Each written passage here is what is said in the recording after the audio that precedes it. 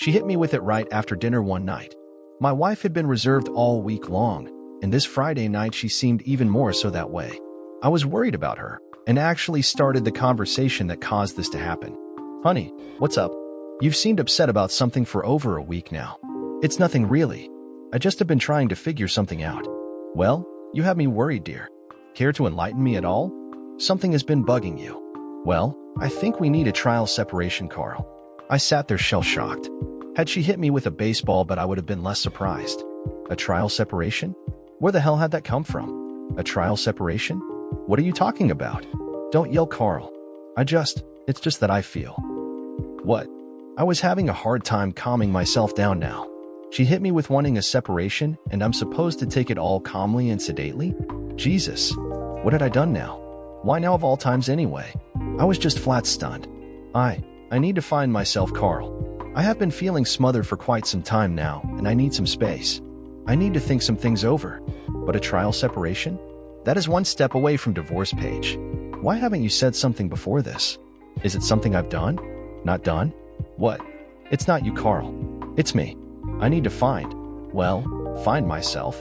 I know that sounds all self-centered and fisco-babbly, but I need to figure out what it is I need and want in life. You want to leave me then? No. I need to have some time to myself to see what it is I need and want, Carl. How about a marriage counselor? I'd do that for you, honey. No. I don't want or need to tell my issues to someone else.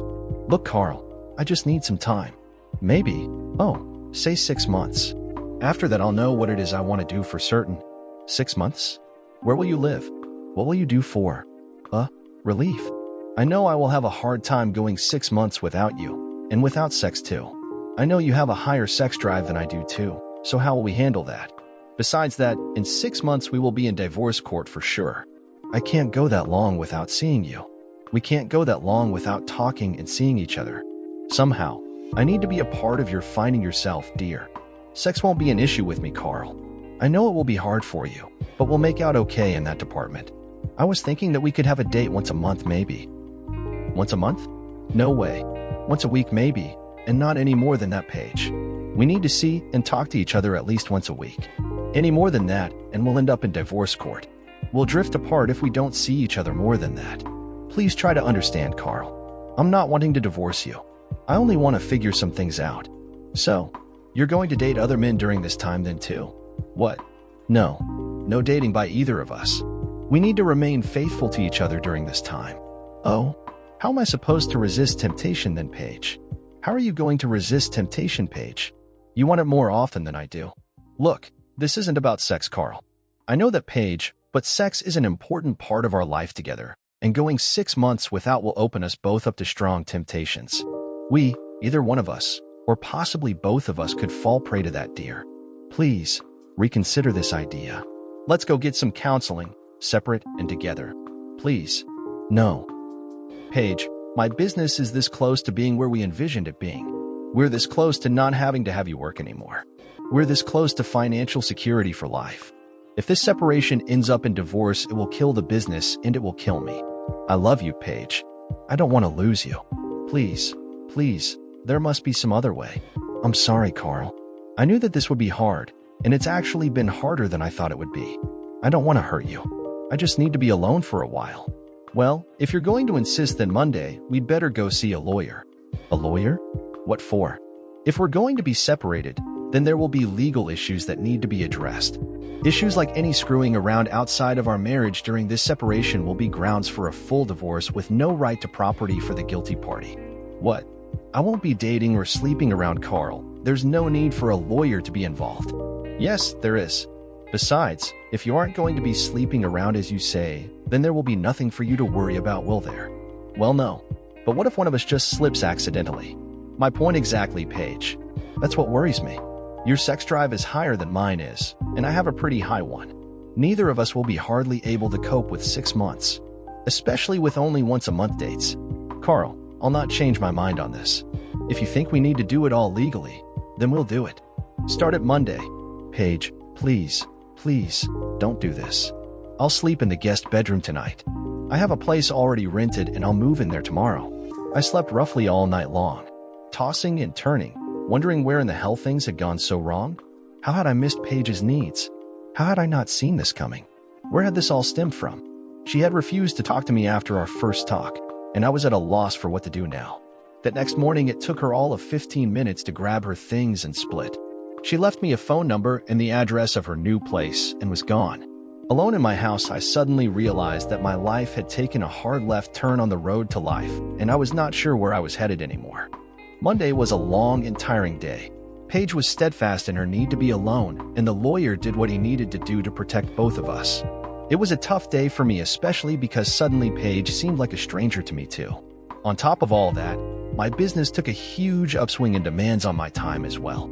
Paige was gone from my life that night, and I knew true loneliness for the first time in several years.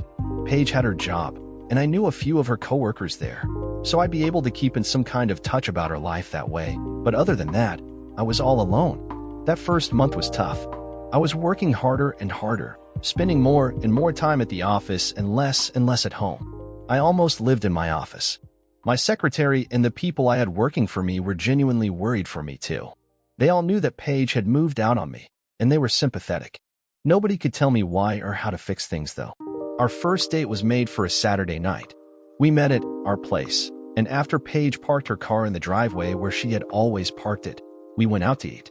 She was quiet and would only talk about the weather or her job. She asked a few questions about my business, but other than that, it was like a date from hell. The part that hit me hardest was the feeling she gave off to me. It was like I was nothing to her. Nothing at all. That hurt me too. I suppose I got a little bit angry thinking about that, and by the end of the date, it was all I could do to keep snippy comments out of the conversation. I did notice that she mentioned one particular coworker several times. His name came up more than once, and she seemed to act different when mentioning him too. I knew that the guy was the owner's son and was in charge of several departments. Paige didn't work under him, but in a way he was her boss still. After all, he was the owner's son. Her talk of him sent alarm bells off in me. Could this be the reason for her sudden need to be alone? Was she thinking of cheating on me? Leaving me for this guy? I had heard he was a real player and he had hit and scored on dozens of women. I had also heard he didn't care one little bit if they were married, engaged, or single. He was a regular ladies' man, and that fact coupled with Paige's attitude so sudden caused me to have a small kernel of fear deep inside. After she left that night, having only hugged me as she got out of my car and into hers, I sat and thought about things. I knew I loved her, and I was pretty sure she still loved me. I just couldn't figure out what was going on with her now though. As I usually did when faced with a problem I couldn't get a grip on, I used my one-hole card. I called my brother. My brother had started a small business in landscaping and built it into a massive operation. After a few years of running it, a larger company had come along with a very lucrative offer for his business, and he had jumped on selling out. That deal had left him well off, and with a few better-placed investments, he had managed to quintuple that money too. He was now officially semi-retired at the ripe old age of 41. I got in touch with him, and we made a date to meet for lunch later that week. I was back at work on Monday, putting in longer and longer hours, working for an inn that I just didn't have a lot of heart for now. After all these years of hard work, what would be the purpose if Paige wasn't in my life anymore? This separation had taken my heart and twisted it up into a lump of coal. I felt my emotions becoming harder and harder to deal with, and time without my wife was beginning to wear me down. It was like she had died or something, I supposed. David, my brother, had lots of experience in life and just being. Married twice, and his second wife, and him happy as can be, I had always admired him. He was the older brother that a lot of people wish they had. Lucky me, he was mine. So, how are things, Carl? Could be better. Lots better. I heard about you and Paige. Is that what this is about? Yeah, sorry. Hey, don't be sorry. That's what I'm here for, man. You're my little brother, and I love you. If you hadn't turned to me, I would have been hurt. I just don't know where to start, Dave. She dumped this on me and left the next day. We have a date once a month, and we just had our first date, and it was a disaster. It was like dating. I don't know. A dead person. There was nothing there from her. Nothing at all. Like our marriage never existed or anything. Oh man, I'm so sorry. That's tough. So, tell me the truth. You've been out and about with someone else? No, that's part of the problem. I've done nothing wrong according to Paige. She just needs time to herself. When I suggested doing our separation legally, she was a bit upset, but agreed to it after a bit. I just don't know what's up with her. You've been working hard on your business? Not any more than usual until after she left. Now I'm living at work more than not. She having women's issues at all? Not sure. Don't think anything medically is wrong unless she's depressed or something. I suggested going in for counseling. No go. Is she? Do you think she could be seeing someone else, Carl? I just don't know, Dave. I don't think so. I'm not real positive, though. I saw no sign that she was cheating on me, that's for sure. This all happened in a week's time as far as I can tell. I'm here for you, Carl. You know that. If things get bad or worse, you make sure you call me, okay? Yeah, I'll do that, Dave. Thanks for talking to me, too. Well, it wasn't much this time, but neither of us seems to know anything about what's going on with Paige at all. Maybe I should have Brenda give her a call. I don't know if Paige will tell her what's going on, but it's worth a shot. Brenda was unable to find out a thing. Paige talked to her for several hours, but she wouldn't mention me or our marriage. That was off limits as far as Paige was concerned. I guess I shouldn't have figured that she would, since Brenda was my brother's wife and therefore part of my side of the family. Our next date was as bad as the first one. Matter of fact, I called it off early and just took her to her place, having picked her up there to begin with. She seemed a bit upset when I suddenly just drove her home, but I saw no point in prolonging my agony again. She wasn't talking to me, she was talking at me, and I couldn't stand it. 2 months of our lives gone, and nothing to show for it but a lessening of feelings for each other. I was sure that we were headed for divorce court. I tried to get her to talk to me about her feelings, and she would just turn the conversation to her job or my business, or even in one case, the goddamned weather. I was frustrated and lost. I didn't know which way to turn it all and how to go about trying to get the Paige I had fallen in love with back to me. Depression wasn't far away from me now. I threw myself even more into my work, and my employees started to worry more and more about me. I didn't see it, though. I was too caught up in Paige and what she was doing to me to see anything else. I went to Dave and Brenda's several times over the next month. Brenda was trying to make sure I was eating right and taking care of myself, while Dave was trying to help me out the best he could. We all were at a loss as to why Paige had suddenly went the way she did, and none could figure out what to do. In all of this, I never thought of sleeping with anyone, even a little. I was surprised when our third date night came up and realized that it had been 3 months now. I called her up, thinking that if she sounded at all like she had over our last 2 dates that I'd just call it off. I was about to give up trying, having exhausted myself with work and worry. Hey, it's Carl. You all ready for our date, Paige? Oh, hi, Carl. I'm about ready. Are you going to pick me up then? Well, should I? What do you mean? I mean, should I even bother? Our last 2 dates were obviously nothing to write home about, Paige. You seem a million miles away and you refuse to talk about us. I'm your husband. Remember me? Carl, your husband. I know this has been hard, Carl. I need just a few more months, though. I have figured out some things. I just have a few more. Yeah? Well, figure out this. I can't take our separation anymore, Paige. I've about hit as low as I can go. If you're just going to pull my chain, we might as well call this all off and call it quits. I've tried to be as patient as I can, and you still won't give me as little as a clue what's up with you. I've tried everything I can. I have no other things to do. No ideas, no tricks, nothing. I want you home with me, Paige. I need you. I love you. Please, come home. Not yet. I just can't. I need just a little more time. Just a few more months. Paige, in a few more months we'll be in divorce court. I can't take it anymore. It's been 3 months. And you've been wonderful giving me the space I need, Carl. I'm begging you. I need a little more time, just 3 more months. Please. I'll see you next month then, if we still care at all. Goodbye, Paige. I hung up before she could respond to me. I just didn't want to hear anything she had to say at that point. I had tried to understand, but with no information or even a hint as to what was bothering her, I just couldn't figure anything out. She tried calling me back 3 times. Matter of fact, she called 3 times a day for the next 4 days, but I would see her number or her work number on the caller ID, and I'd let it ring. I never answered her messages, deleting them without listening to them. Deep inside, I was scared, but now an anger was developing too. I was getting angry because she'd just cut me out of her life without so much as a how do you do. Refusal to talk to me, just talking at me. Insisting on a separation like this was insane. If we had problems, which we indeed did know for sure, we should have been in counseling at the very least. Instead, she had chosen some obscure path to trying to find herself and leaving me out of the loop. Let's see this from Paige's point of view. I wish I had never moved out. My poor me attitude had pushed me into it, and now I was in danger of losing my husband. Clarifying moments come rarely to some, and I was one of those. In some stupid way, the last year had worn me down, and when I should have been talking to Carl, I had gone inside myself. Now, Carl was mad as I had ever seen him, and not talking to me at all. I had been trying to get in touch with Carl ever since that last phone call. He was shutting me out. Of course, reflecting back on it, I should have seen it coming. Our dates hadn't been anything to write home about. They weren't at all what I had envisioned in the beginning, and I was becoming certain that I had made a mistake. My friends at work were in my corner though, and they were telling me to hold firm, regardless of what Carl tried to do. After all, he was turning into the big bad wolf, wasn't he? My heart was tugging me in Carl's direction while my head and my friends were tugging me in the other. That was part of the reason I had moved out for the separation. I needed to clear my head of the issues that were clouding my feelings and my mind. The first month on my own had been just reflecting on my life with Carl and how things seemed to have gotten into a rut. He was working so hard on his business that he didn't have the time to spend on me. I knew that in the end his time spent on the business would become freedom for both of us. I just didn't feel that we could or would make it to those days. Our date night hadn't been anything I had hoped it would be, but I should have realized that Carl would be at a loss as to why I had felt I needed to move out, and then the underlying tension added to that mess.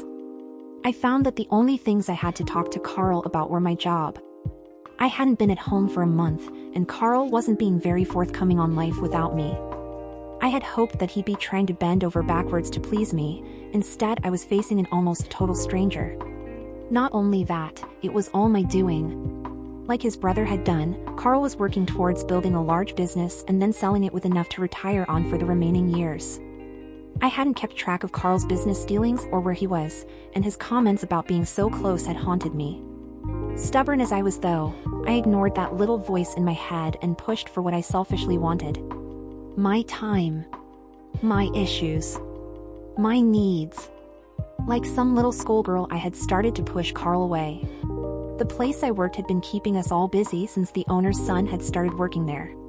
He was growing the business by leaps and bounds, and even though he was a ladies' man, his results kept some underlying issues in his conduct from becoming too public. As far as the owner was concerned, his son could do no wrong. Matter of fact, he had been quoted as saying that Charles can walk on water, it seems. Charles had also taken a strong interest in me. His hard-chiseled looks made it hard for any girl to resist, as many had fallen under his spell could attest to.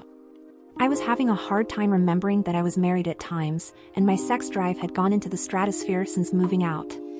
Matter of fact, I had started to pleasure almost nightly. Not a good combination. I had only myself to blame for that though. At times, while in my apartment alone, I'd pleasure myself. At first, Carl had been the sole lover in my fantasies, but bit by bit I had started to allow Charles to fill in here and there. Before I knew it, Charles was in my fantasy life far more than Carl had been. That should have been a warning to me. You see, Carl had been my fantasy man for a long, long time. I had never been one of those people to fantasize about famous people. My issues with Carl and our marriage were not that big, looking back on it. My friends had been seeing things in our marriage from the way I talked and acted at work, and going from that, they had concluded that Carl was ignoring me. Or worse, unable to please me. That, to be fair to Carl, was not true. I had let them make me feel like I was the neglected wife though. Charles had been doing a full court press ever since learning that I had moved out on Carl. Someone from the office had been feeding him a bunch of bull about why I had left Carl, and the feeling around there was that I was too good for Carl and he wasn't much of a man. To my shame, I never argued with those rumors, I just tried to ignore them. After all, this was between Carl and I, or so I would tell myself. It's not any of their business, let them talk and gossip all they want, it won't and can't hurt us. Our private lives had always been just that, private. Suddenly, with all the concern being shown, a few little things I had mentioned about Carl, even from when we had first dated, had all been blown out of proportion, unknown to me. Others had been whispering about Carl not being able to please me in bed, and some of the rumors had specific details on top of that. Never would I have imagined that my friends could be so harsh or callous in their judgment of my husband. Of course, in my selfishness, I had probably not painted a true or even a good picture of him either. I didn't know about most of the rumors' details, only that my closest friends were downplaying them to me constantly while feeding them to others that whole time. Some friends they turned out to be. Nobody in the office, with the exception of a few close friends, would ask me what Carl was like or what our lives were like away from the office. I should have been aware that rumors have a way of coming back to haunt you, especially when one lets them simmer and doesn't take action to dismiss them when they are untrue. If I had known what was to happen, I would have acted totally different and perhaps never gone to the extremes that I had by moving out on Carl. My realization would come too late for me, of course. With Charles, who was so male, and so, well, on the surface he was every girl's dream man. Good-looking, rich, smart and funny, I should have been more cognizant of who and what I was. I was not some young single chick that was free to play. Then, Charles talked me into that date. I knew it was a bad idea. I knew that I'd promised Carl that I would never do anything to hurt our marriage by dating some other man, for any reason. Yet, I accepted the date with Charles. To be fair though, I had the distinct feeling that to turn Charles down would be career termination where I worked. I still should have refused the date. I should have tried harder to see Carl as the man of my dreams still, and I most certainly should have not been fantasizing about anyone other than Carl, that man of my dreams. Instead, I fooled myself into thinking that Charles would be a gentleman and that the date was just a business function of sorts, not a romantic evening. It was the first of two. Carl's point of view. On Thursday night, I was invited to Dave and Brenda's again, and arriving there I found a stranger. He was talking to Dave while Brenda fixed dinner. "Hi, Carl. This is Jim. Jim Stedman. He's a private investigator that I hired." "What on earth would you need a private investigator for, Dave?" "You. I've had him tailing Paige." "Oh shit. Oh, man. Do I want to hear anything you're about to tell me?" "I'm not sure, Carl. I've been watching your wife for just over a month. I will tell you that she's been alone most of that time." "Most of that time?" "Aside from her work and a couple of visitors, pretty much alone." "Visitors?" "Yes. Several of her coworkers stop by and visit her, never going inside. They stand on the front stoop and talk for a bit, then they leave. Nothing much to be worried about there. Other than who? There is one guy that took her out to lunch last Monday. He looked to be a wolf." "A wolf?" "Yeah, one of those guys that locates a woman that has some issue in her life, and then they play on that, building them up until they cave. Real wolfish type of thing to do. Predatory. Tall guy? Young? Rich? Blonde hair?" "Tall, yes.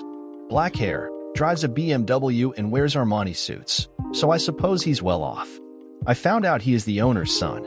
Where she works, the business owner's son." "Yeah, I know who you mean now." I had told him blonde hair in the hopes that he had the wrong guy. I had hopes that it wasn't the guy I thought it turned out to be. I was doubly worried now. If he was putting the moves on her, Paige could fall, and that would be that as far as our marriage went. How far was I willing to let this go now? Could I risk the next 3 months or a lifetime if he succeeded?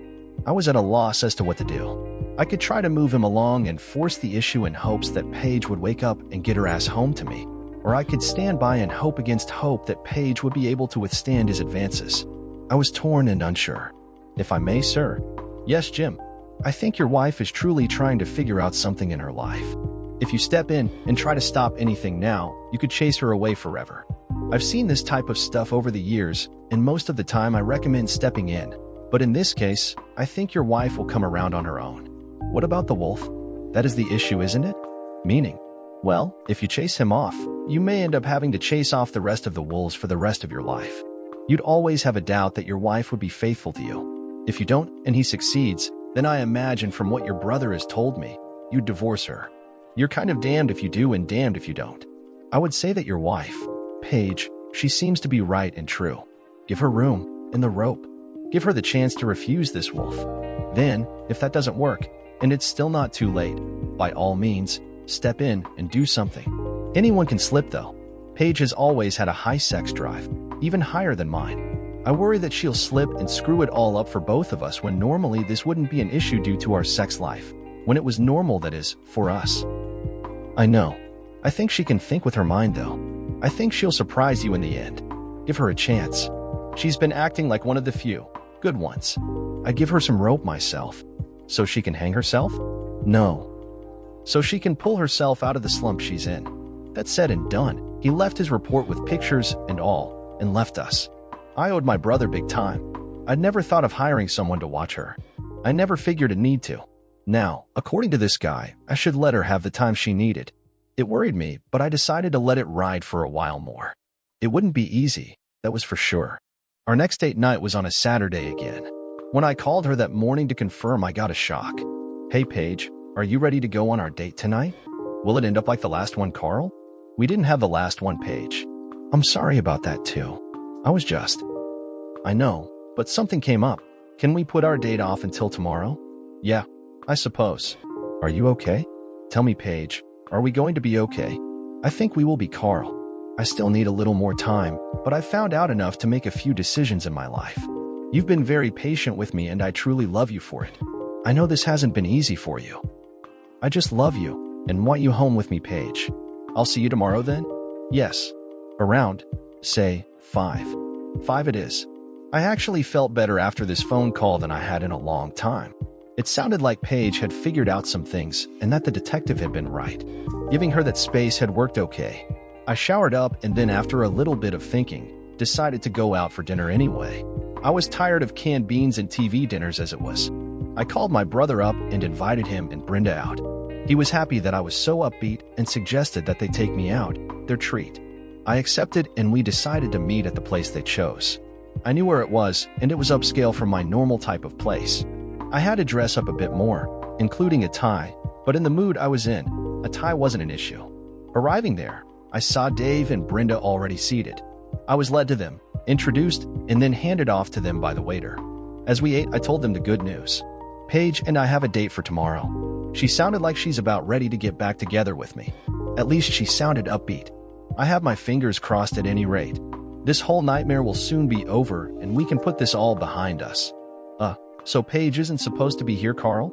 Brenda was giving me a funny look as Dave suddenly got nervous. His question about Paige being here took me off guard, and I turned to see what had made them so weird. What I saw was my wife walking towards us. There was the match read leading her. It was when he led them to one side that I saw Paige had a date. That slime ball a-hole that the private investigator had told me about. He even had his hand on her bum as they walked through the place, like he owned her or something. I started to get up, ready to fight. Dave grabbed my arm and pulled me back into my chair. "Let it go, Carl. Remember that you have to let Paige decide. Let her have her chance." "Did you see that creep? He had his hand on her bum. I'm going to kill him. That." "Carl, cool off. Chill out. You have to let her decide who it is she wants to be with." I sat there steaming. My good mood was shot all to hell. I could see where they were sitting, clearly. Too clearly. As they sat, he tried to take her hand in his. He was talking to her and working closer as he did. Paige pulled her hand away from his and picked up the menu. He sat back. Still talking, it looked like. I wish I could hear what was being said, but they were too far away. I could only sit there and stare at my wife on a date with another man. Dave and Brenda tried to get me to talk to them, and I was a poor guest, but I tried. It was hard because how I was sitting, I couldn't help but see Paige and that a-hole. As I watched, he put his hand under the table. Paige lowered her hand and moved something by her leg and then brought it back up on top. The waiter showed up for them, and they ordered. After the waiter left, she put her hand underneath the table and shook her head in a negative fashion at Loverboy. He was trying to do something, and if I had a good guess, I figured he was trying to get his hand up her dress. At least Paige looked uncomfortable being with him. They hadn't seen me, and I think she wouldn't have expected to see me there to begin with. I sat there, still steaming, but I found myself rooting for Paige to be the good wife and do the right thing. Dave and Brenda had turned to look once in a while, and I knew that they were worried about what was going to happen next. We finished our meals and I ordered a dessert. Dave and Brenda tried to talk me out of it, but I needed to stall for time now. I had to watch my wife with that as I just had to. They finally relented and ordered some dessert themselves. As we waited for it to be delivered, the asshole got real familiar with Paige. At least he was trying to. More and more I can see that Paige was uncomfortable being there with him, and I was sure that she was sorry she had even come here with him now.